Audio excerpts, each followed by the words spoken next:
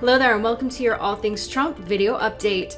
First, the president calling for order and a decrease in violence in Minnesota. The president worried about violence after the protests in the wake of the death of African-American male George Floyd at the hands of 4 police officers.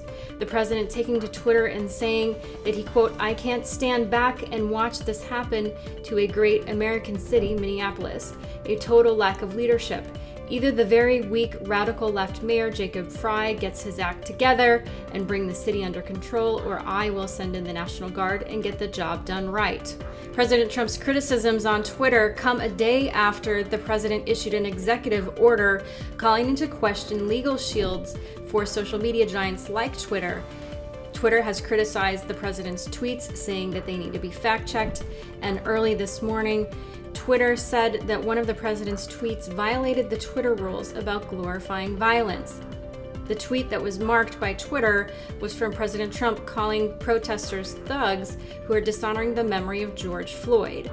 Meanwhile, the president earlier announced that he had asked federal authorities to expedite the investigation into Floyd's death.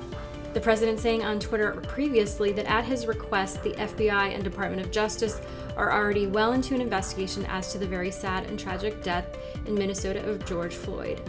In other news, the president planning to announce some form of punishment against China for its role in the coronavirus.